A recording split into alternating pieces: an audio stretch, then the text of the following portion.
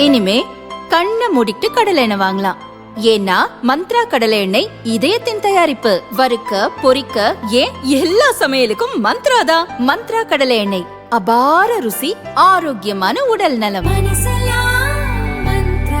நீங்க விஜய் அரசியல மதுரையில எப்படி பாக்குறீங்க? விஜய் அரசியல் அது அவ்வளோதான். அந்த 18 வயசுலேருந்து 30 வயசு வரைக்கும் இருக்காங்கல்ல, அவங்களுக்கு இந்த இந்த இந்த தேர்தலோட எத்தனையோ நடிகர்கள் இருந்தாங்க, இன்னைக்கு வரைக்கும் ஒன்றும் செய்ய முடியல. அது மாதிரி இது ஒன்று. டெல்லியில இருந்து இந்த முறை பீஸ் கோயலாக இருக்கட்டும், இல்லைன்னா பட்னாவிஸாக இருக்கட்டும், இவங்கெல்லாம் மதுரையை கான்சென்ட்ரேட் பண்ணி பிரச்சாரம் செய்கிறாங்கல்ல, அது ஏதாவது பெரிய மாற்றங்களை உருவாக்கும்? அதெல்லாம் ஒன்றும் மாற்றம் வராது. சும்மா வன்முறையிலையும் தவறான பிரச்சாரம் பண்ணுவாங்களே தவிர தமிழ்நாட்டில் அவங்க ஒன்றும் கால் ஒன்றவே முடியாது. அதுக்கு இப்போ அதிமுக துணை போயிருக்கு, அவ்வளோதானே தவிர அவங்க ஒன்றும் இங்கே நடக்காது. அதுக்கு தான் மோடியும் அமித்ஷாவும் எப்படியாவது தமிழ்நாட்டுக்குள்ளே நுழையணுன்றதுக்காகத்தான் இது பண்ணிக்கிருக்காங்க. இந்த ஆட்சியில் 5 வருஷத்தில் 5 லட்சம் கோடி கடன் வந்திருக்கு அப்படின்னு மதுரை தொகுதிக்குள்ள பெரிய பிரச்சாரம் பண்ணுறாங்க. அந்த 5 லட்சம் கோடின்றது ஒவ்வொரு ஆண்டும் கடன்ன்றது பெரிய கூட போய்கிட்டு தான் இருக்கும். அந்த வரம்புக்கு உள்ள எத்தனை சதவீதம் இருக்கோ அதை தாண்டி போலையே. தினமலர் நேயர்களுக்கு அன்பான வணக்கம். 2026 சட்டமன்ற தேர்தல் நம்ம மதுரை மாவட்டத்தில் மதுரை வடக்கு தொகுதியினுடைய சட்டமன்ற வேட்பாளராக இருக்கக்கூடிய திராவிட முன்னேற்ற கழகத்தின் சட்டமன்ற வேட்பாளராக இருக்கக்கூடிய கோ தளபதி எம்எல்ஏ அவங்கள தான் நம்ம சந்திக்க வந்திருக்கோம். சார் வணக்கம். எப்படி சார் இருக்கு? வெற்றி வாய்ப்பு பிரகாசமாக இருக்கிறது. மதுரை மாவட்டத்தில் உள்ள மற்ற தொகுதிகள் ஒரு என்னை கேட்டால் 10 தொகுதியிலுமே திராவிட முன்னேற்ற கழகத்துடைய தலைவர் மாண்புமிகு முதலமைச்சர் அண்ணன் மு.க. ஸ்டாலின் அவருடைய இந்த 4.5 வருட சாதனைகள் இருக்குது பார்த்தீங்களா, அது மக்களிடத்தில் ஒரு குடும்பத்தில் ஒருத்தரவாவது நிச்சயமாக பயன்பெற்றிருப்பார்கள்.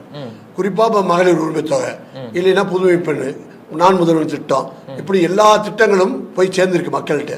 அதனால ஒரு அலை இருக்கிறது. கிட்டத்தட்ட ஒரு 210 இடங்களில் வெற்றி வாய்ப்பு பிரகாசமாக இருக்கிறது. மதுரையில் நிச்சயமாக 10 தொகுதியிலும் நாங்கள் வெற்றி பெறுவோம். மதுரை மாவட்டத்துக்கு நீங்கள் என்ன உறுதிமொழி கொடுத்துருக்கீங்க? மதுரை மாவட்டத்துக்குன்னு தொகுதிக்கு எங்கள் தொகுதிக்கு வந்து இப்போ 1500 கோடி ரூபாயில் மதுரை வடக்கு சட்டமன்ற தொகுதியில் திட்டங்கள் நிறைவேற்றப்பட்டு விட்டது.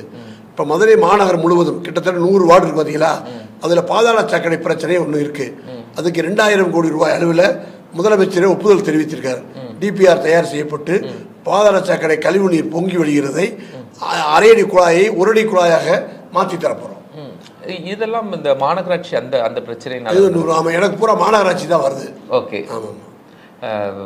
திமுக கூட்டணி அப்படிங்கிறது இந்த தொகுதியில் எப்படி இருக்கு? இந்த மாவட்டத்தில் திமுக கூட்டணியில் வலுவாக இருக்கிறது. காரணம் காங்கிரஸ், இந்திய தேசிய காங்கிரஸ், தேமுதிக தொண்டர்கள் நிறையா ஆர்வமாக இருக்காங்க. ஏன்னா இவ்வளோ நாள் அவங்க வந்து கூட்டணியில் இல்லாமல் எங்களோட சேர்ந்ததில் ரொம்ப மகிழ்ச்சியாக இருக்காங்க. அது மாதிரி விடுதலை சிறுத்தை கட்சி இங்கே ரொம்ப வடக்கு தொகுதியில், குறிப்பாக வடக்கு தொகுதியில் அதிகமாக இருக்காங்க. இஸ்லாமியர்கள், கிறிஸ்தவர்கள் வாக்கு வங்கி 20% இருக்கு இந்த தொகுதியில். அதனால நல்லா இருக்கு.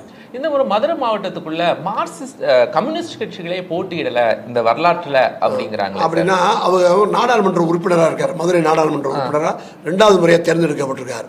அவங்க கொடுக்க தொகுதியில் ஒரு என்னன்னா, அதாவது இதை தவிர வேற எங்கேயாவது தான் கொடுக்கணும்னு ஒரு அவங்களே நினைச்சு பழனி அந்த சட்டமன்றத்துக்குள்ள வராது. இங்கேயும் திண்டுக்கல் சட்டமன்றத்தில் ஒன்று தான் பழனி வாங்கியிருக்காங்க. மற்ற இடத்துல அவங்க இல்லாத இடத்துல வாங்கியிருக்காங்க, வேண்டிய இடத்துல. ஓகே.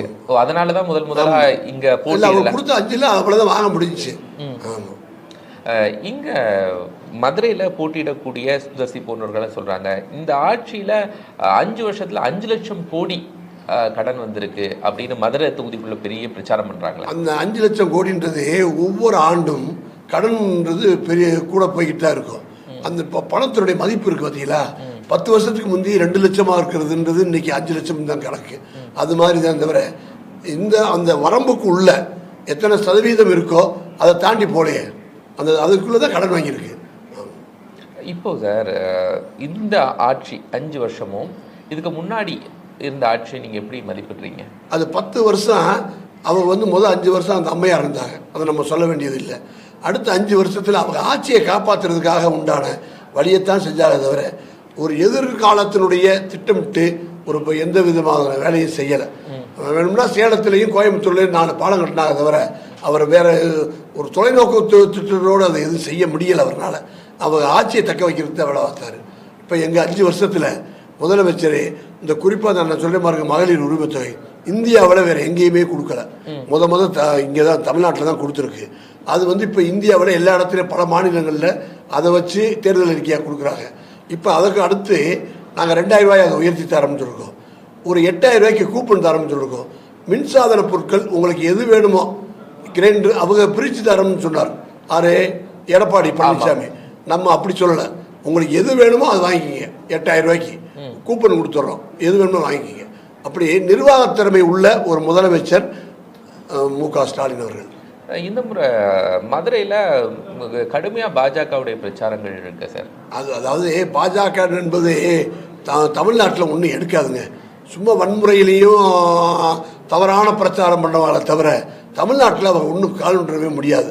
அதுக்கு இப்போ அதிமுக துணை போயிருக்கு, அவ்வளோதானே தவிர அவங்க ஒன்றும் இங்கே நடக்காது. அதுக்கு தான் மோடியும் அமித்ஷாவும் எப்படியாவது தமிழ்நாட்டுக்குள்ள நுழையணுன்றதுக்காகத்தான் இது பண்ணிக்கிருக்காங்க. இல்லை, போன முறை அதிமுக கூட்டணி இல்லாமலேயே நாடாளுமன்ற தேர்தலில் 2வது இடத்துக்கு வந்துட்டாங்கல்ல பாஜக, அப்படிங்கிற ஒரு வளர்ச்சி இருந்துச்சு. அது மக்களுடைய எண்ணம் என்னன்னா மத்திய அரசை பார்க்குறாங்க, ஒன்றிய அரசில் காங்கிரஸா பிஜேபியான்னு பார்க்குறாங்க.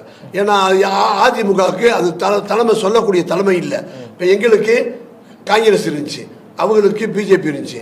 எங்கள் ஒன்றிய அரசுக்கு காங்கிரஸ் தான் வரணும்னு தமிழ்நாடு மக்கள் விரும்புகிறாங்க. அதுக்காகத்தான் பிஜேபிக்கு போட்டாங்க. இந்த தடவை அது தமிழ்நாடுக்கு அது வராது, பிஜேபியோட செல்வாக்கு வராது. ஒவ்வொரு தேர்தலையும் எப்படி சார் மாற்றம் பார்க்குறீங்க? நீங்கள் ரொம்ப வருஷமாக தேர்தலை பார்த்துட்டு இருக்கீங்க, ஒரு மூத்த திராவிட அரசியல்வாதி. நீங்கள் பார்த்த அரசியல்களில் இந்த 2026 தேர்தல் எப்படி மாற்றம் அடைஞ்சிருக்குன்னு நினைக்கிறீங்க நீங்கள் கிரவுண்ட் லெவலில் ஒர்க் பண்ணதில்? இப்போ நான் பண்ணதில் ஒரு 5 வருஷம் இப்படி ஒரு நிலையான ஆட்சி, எந்த விதமான பேச்சுக்கு இடம் இல்லாமல் இருக்கிற வருவாயில் ஒன்றிய அரசு எப்படி புறக்கணித்தாலும் கூட அதுக்குள்ளே உள்ள நிதியில் நலத்திட்டங்கள் வழங்குறது, பாலம், சாலைகள், இப்படி பல்வேறு திட்டங்கள், குறிப்பாக மருத்துவமனைகள் நவீன முறையில் இப்படிலாம் செய்கிறத பார்த்தா மக்கள் இது மீண்டும் வரணும் அப்படின்னு விரும்புகிறாங்க. இந்த தேர்தலில் மாற்றம் சார், இந்த பிரச்சாரத்துக்கு நீங்கள் போகிறீங்க, வாக்கு சேகரிக்கிறீங்க, கூட்டணியில் போகிறது, இதில் என்னென்ன மாற்றங்கள் நீங்கள் எந்த வருஷத்துலேருந்து சார் தேர்தலை பார்த்துட்டு இருக்கீங்க?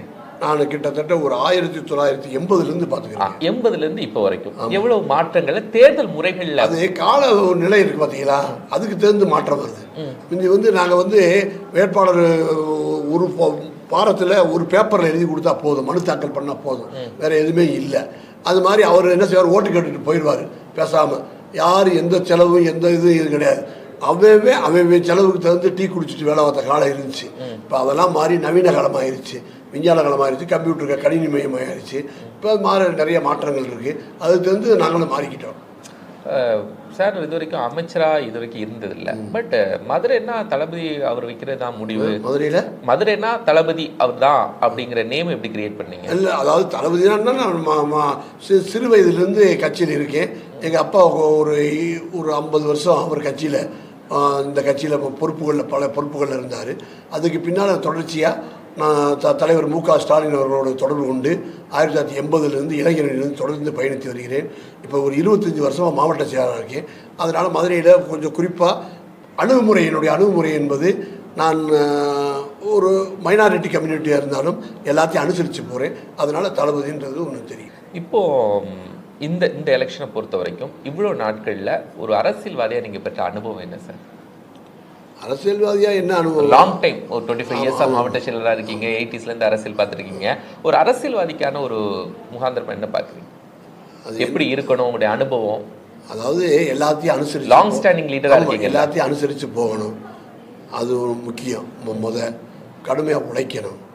2வது, நம்ம இருக்கக்கூடிய இயக்கத்துக்கு ஒரு கரெக்ட், அதாவது சரியாக இருக்கணும். தலைமைக்கும் இயக்கத்துக்கும் விசுவாசமாக இருக்கணும். டெல்லியிலேருந்து இந்த முறை பீஸ் கோயலாக இருக்கட்டும், இல்லைன்னா ஃபட்னாவிஸாக இருக்கட்டும், இவங்கெல்லாம் மதுரையை கான்சென்ட்ரேட் பண்ணி பிரச்சாரம் செய்கிறாங்கல்ல, அது ஏதாவது பெரிய மாற்றங்களை உருவாக்கும்? அதெல்லாம் ஒன்றும் மாற்றம் வராது, அதுக்கெல்லாம் வேலையே இல்லை. மத்திய அமைச்சர்கள் எத்தனை அமைச்சர் வந்துட்டு போகிறார். முதலமைச்சர் வந்தார் மதுரை தெற்கு தொகுதிக்கு, மகாராஷ்டிரா முதலமைச்சர் மனு தாக்கல் பண்ணார், வந்தார். அன்றைக்கி காலையில் பேப்பர் செய்தி முடிஞ்சு போச்சு, அவ்வளோதான். சரி சார், நீங்கள் விஜய் அரசியலை மதுரையில் எப்படி பார்க்குறீங்க? விஜய் அரசியல் அது அவ்வளோதான். அந்த 18 வயசுலேருந்து 30 வயசு வரைக்கும் இருக்காங்கல்ல, அவங்களுக்கு இந்த இந்த இந்த தேர்தலோட எத்தனையோ நடிகர்கள் இருந்தாங்க. மக்கள் தலைவர் எம்ஜிஆரை தவிர அவர் எப்படின்னா திமுகவிலே இருந்து அரசியல் பண்ணி மக்கள்கிட்ட நல்ல பேர் எடுத்து அவர் ஒரு இயக்கத்தை ஆரம்பித்து வந்தார். அவரை தவிர எத்தனையோ நடிகர்கள் வந்தாங்க. இன்னைக்கு வரைக்கும் ஒன்றும் செய்ய முடியல. அது மாதிரி இது ஒன்று. மதுரை மக்களுக்கு, மதுரை வடக்கு தொகுதி மக்களுக்கு இந்த தேர்தல் நீங்கள் என்ன உறுதிமொழியை கொடுக்குறீங்க, என்ன வாக்கு செய்கிறீங்க? ஏற்கனவே 5 ஆண்டு காலத்தில் மேலமடை என்பது ஒரு பாலம் கட்டியிருக்கோம். அங்கெல்லாம் ஒரு வண்டி போக்குவரத்தில் ஒரு வண்டி போய் வரணும்னா 10 நிமிஷம் ஆகும். இன்னைக்கு செகண்டில் போகலாம். அப்படி ஒரு பாலம். கோரிப்பாளையத்தில் ஒரு பெரிய பாலம் கட்டியிருக்கோம்.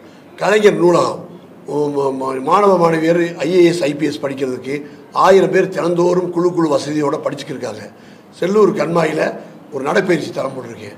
வண்டியூர் பார்க்குன்றது மதுரையில் மீனாட்சி அம்மன் கோயில் திருமண நாயக்கரை விட்டால் வேறு இடம் இல்லை, ஒரு சுற்றுலாத்தலம் இல்லைன்னு சொல்லி சட்டமன்றத்தில் 4 முறை பேசி இன்றைக்கி வண்டியூர் பார்க் ஒன்று அழகாக ஏற்படுத்தியிருக்கேன். இதெல்லாம் என்னுடைய திட்டங்களில் ஒன்று. இதெல்லாம் செய்ய போகிறீங்க அப்படின்னு இந்த செய்ய போகிறது இந்த பாதாள சாக்கடை இருக்கிறீங்களா, அது பெரிய பிரச்சனை. ஐடி பார்க்கு ஒரு 300 கோடி ரூபாய்க்கு வந்திருக்கு. அது அடுத்து அந்த வந்திருக்கு. ஐடி பார்க் மட்டும் இல்லை, வடவழிஞ்சிலேயே அது திரும்ப இன்னொரு பகுதி வருது. இன்னும் நிறையா செய்ய போகிறோம். செல்லூர்னு ஒரு பகுதி இருக்குது. அங்கே ஒரு கால்வாய், அதாவது செல்லூர் பந்தலுடி கால்வாய்ன்னு கடந்த முறை 2025 ஒரு பெரிய வெள்ளம் வந்து தண்ணி மேலே ஏறிடுச்சு. இதை அதிமுகவில் 10 வருஷம் 2 MLA இருந்திருக்காங்க. அதுக்கு முந்தைய எத்தனை பேரே இருந்திருக்காங்க. இந்த இருந்து அவங்க கவனிக்கலை. நாங்கள் முதலமைச்சர்கிட்ட சொல்லி இப்போ 90 கோடி ரூபாய் அளவில் அந்த வெள்ளம் வந்தால் உடனே மறுநாள் அந்த வழியாக வைகாத்துக்கு திருப்பி விடவும், இதை 2 பக்கம் காங்கிரீட் சுவர் கட்டி குப்பைகள்லாம் முந்தைய துர்நாற்ற நேரமாக இருந்துச்சு, ஒரு கூவ மாதிரி இருக்கும். இப்போ அதை கட்டிக்கிட்டு இருக்கோம். நல்லா அருமையாக இருக்கும். மதுரை வடக்கு தொகுதியினுடைய திமுக வேட்பாளர் திரு கோ தளபதி அவர்கள் தேர்தல் நேரத்தில் நிறைய விஷயங்கள் நம்மோடு பகிர்ந்து கொண்டாங்க. சார், உங்களுடைய டைமை ஒதுக்கி எங்களோட கேள்விகள் பதில் சொன்னதுக்கு ரொம்ப நன்றி. தேங்க்யூ.